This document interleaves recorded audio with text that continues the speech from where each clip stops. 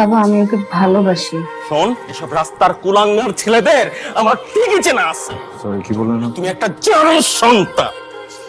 আবি বলা করলে কেন? কারণে আমাকে দাও। দিন করে কত টাকা লিখতে বলবো? 5 লাখ। আরে না না, 5 লক্ষ টাকা কেন? আর জিম, তুই হলি আবিরের বেস্ট ফ্রেন্ড, এর মানে তুই ছেলে পক্ষ আর আমি নেহার একমাত্র বেস্ট ফ্রেন্ড, আমি মেয়ে পক্ষ। সেক্ষেত্রে দেনমোহর আমি যা বলবো তাই হবে। আমি চাই বিয়ের দেনমোহর কমপক্ষে 10 লক্ষ টাকা হোক। আমার সমস্যা নাই। আবির, নেহা আমার একমাত্র বেস্ট ফ্রেন্ড, ও কিন্তু লাখে একজন। তুই চাইলে দেনমোহরকে কিন্তু একটা বাড়িয়ে দিতে পারিস। আমাকে একটু কথা বলতে দিবি তোরা? সবাই একটু চুপ থাক। আমার বউ এতক্ষণ পরে মুখ থেকে একটা কথা বলবে, বলতে দে। কি বলতে চাও বলো? আমি চাই আমাদের বিয়ের দেনমোহর হোক 2,000 টাকা। শুধু 2,000 টাকা দেনমোহর না, সাথে একটা প্রমিসও চাই। কি প্রমিস? প্রতিদিন 5 ওয়াক্ত নামাজ আদায় করতে হবে। কি পারবে প্রমিস করতে? ইনশাআল্লাহ পারবো। নেহা, তোর মা মারা গেছে, তোর কারণে আমি আর বিয়ে করি নাই। আর তুই শেষমেশ আবিরের বিয়ে করে আমার সামনে হাজির হয়েছি। বাবা আমি ওকে ভালোবাসি। আমি নয় একবার না করছিলাম আপিলকে, কিন্তু তুই তো পারতি না। দেখো বাবা, যা হওয়ার তা তো হয়ে গেছে। বিয়ে কি পুতুল খেলা?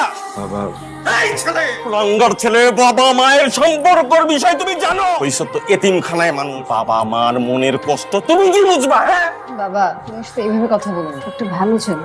ভালো ছেলে হইছো তো এতিমখানায় মানুষ, না আছে সহায় সম্পদ, না আছে পরিজন। বাবা তোমার মুখে যা আসতেছে তাই বলতেছি। শোন, এসব রাস্তার কুলাঙ্গার ছেলেদের আমার ঠিকই চেনা আছে। সরি, কি বললেন আপনি? আমি রাস্তার ছেলে, কুলাঙ্গার? তুমি তো রাস্তার ছেলে, নিজের বাবা মায়ের পরিচয় তুমি জানো? তুমি জানি, আমার বাবা মার পরিচয়ও জানি, তাদের নামও জানি, দেখতে কেমন ছিলেন সেটাও জানি। আমার বাবা মা ডক্টর ছিলেন। আমার বয়স যখন 5 তখন রোড অ্যাক্সিডেন্টে মারা যান। আমার চাচারা এসে বাড়ি দখল দেয়, বাবা মার সম্পত্তি দখল দেয়, আমার উপর অনেক টর্চার করছিল। তখন আমার পাশের বাড়ির একজন আমাকে এতিমখানায় দিয়েছে। এতক্ষণ তোমার সাথে আমি ভালো করে কথা বলতেছিলাম, এবার একেবারে ইন্টেনশনালি বলতেছি, তুমি একটা জানোয়ার সন্তান। আবি তুমি বলা করলে কেন? কারণে আমাকে দাও। বাবা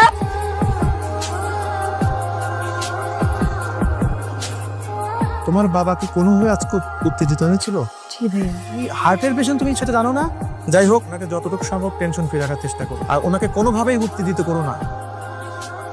দেখ, আমার ছেলে বাড়িতে এসে আমার কলার তোর টানে হেঁচড়া করছে। সামনে কি হয় কে জানে। ও যদি এই বাড়িতে থাকে, আমি বাঁচি না মরি আল্লাহ জানে। আমি কখনো তোর কাছে কিছু চাই নাই রে মা। আমি তোর একটা অনুরোধ করি, ভুল যা করা করছিল না, তোর জীবন থেকে করে একেবারে আছে কোনের মুক্ত ত্যাগ করে দেবো। শান্ত হো বাবা তুমি। আমি ওকে বলে দিচ্ছি আমার জীবন থেকে সারা জীবনের জন্য চলে যেতে। ওর সাথে আমার আর কোনো সম্পর্ক নেই। প্রবলেমটা কোথায়? এতিম বলে কি মানুষ মনে হয় না নাকি? সবাই গেলে পাত্র বাপ মা খোঁজে। এতিমরা কি মানুষ না? আমার কি আমি এতিম বানাইছি? আমার বাপ মাটা যদি থাকতো এই অবস্থাটা হইতো না।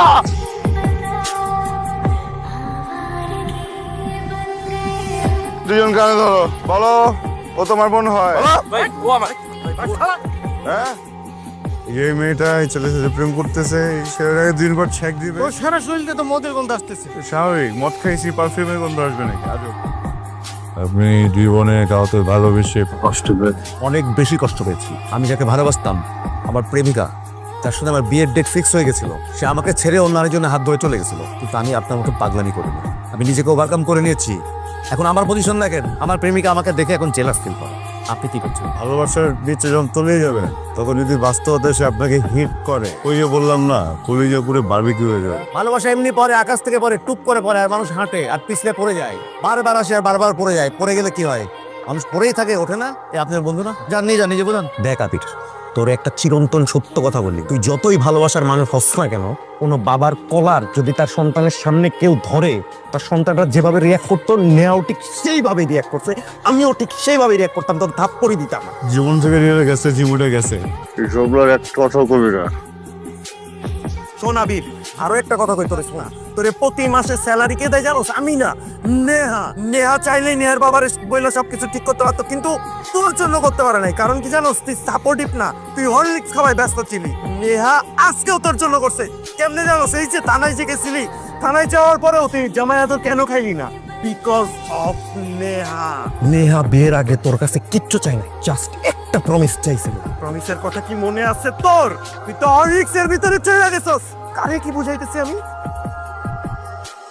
দেখ মা, আমি তোকে বকাঝকা করতে আসি না যে তুই কেন আবিরের জন্য এত কিছু করলি। তাহলে কেন এসেছো বাবা? আমি না একটা জেদের মধ্যে ছিলাম, বুঝছিস? আমি বুঝলাম যে আমি আসলে মুরব্বীর ভূমিকায় নাই, আমি আমার নিজের জেদের মধ্যে আছি। দেখ মা, আবির আর তোর সাথে তালাক হয়নি, তার মানে আবির আমার মেয়ের জামাই আর তোর হাজব্যান্ড। আমি এখন বুঝতে পারছি যে আবির খুব ভালো ছেলে, ওর জন্য আমার খুব খারাপ লাগছে। শোন মা, তুই আমাকে ক্ষমা করে দে। আমিও সরি, আমিও তোমাকে অনেক কষ্ট দিয়েছি। যা হয়েছে হয়েছে, তুই এক কাজ কর, এখনই আবিরের কাছে যা, যে বল যে ওকে আমি মেনে নিয়েছি। এটা কোথায় নিয়ে আসতে জিম? এটা তো এতিমখানা। হ্যাঁ এতিমখানা, ভিতরে যাবো স্যার।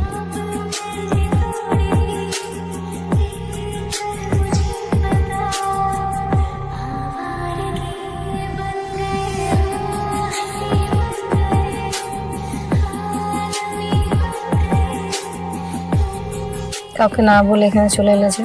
2 মাস হলো এখানে থাকি। বাবা তো সব মেনে নিল, ও। অবাক হলে না? তোমার মনে আছে আমাদের দিনমোহরে কি ছিল? 2000 টাকা আর একটা ওয়াদা। তোমাকে আমি ওয়াদা করেছিলাম প্রত্যেক দিন 5 ওয়াক্ত নামাজ আদায় করব। যখন তোমার কাছ থেকে কষ্ট পাই, ওয়াদা পালন করিনি, নামাজ আদায় তো করিনি, বরং উল্টা পথে হাঁটা শুরু করলাম। জানো, আমার কষ্ট দিন দিন বেড়েই যাচ্ছিল। কত কিছু করতাম, কত জায়গায় ছুটে বেড়াতাম, কিন্তু কষ্ট পিছু ছাড়তো না। ছটফট করতাম সবসময়। সেদিন যখন জিম আমাকে সবকিছু খুলে বললো, হঠাৎ মনে পড়লো তোমাকে তো ওয়াদা করেছিল। পরে বুঝলাম স্ত্রীকে দেয়া ওয়াদাই তো রাখিনি, শান্তি পাবো কিভাবে। এরপর থেকে 5 ওয়াক্ত নামাজ আদায় করি। যখন ভিতরে ছটফট করে নামাজ পড়ি, ঠিক হয়ে যায়। যখন খুব কষ্ট হয় নামাজ পড়ি, সব ঠিক হয়ে যায়। যখন অনেক একা একা লাগে নামাজ পড়ি, সব ঠিক হয়ে যায়। দেরিতে হলেও নামাজ ধরলে তাহলে। আমাদের বৈবাহিক সম্পর্ককে আল্লাহর নিকট বৈধতা দেওয়ার জন্য ওয়াদা তো রাখতে হতো, তাই না? আমাদের ভিত্তি তো ঠিক থাকতো না।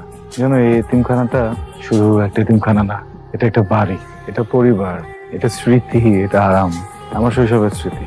আমি এখানেই বড় হয়েছি। যে বাচ্চাগুলোকে দেখছো না খেলা করছে ভিতরে, ওদের থেকেও ছোট ছিলাম তখন থেকে আমি এখানে। জীবনটা অনেক সুন্দর ছিল, অনেক আরামের ছিল, কিন্তু আমরা মানুষ অনেক বোকা।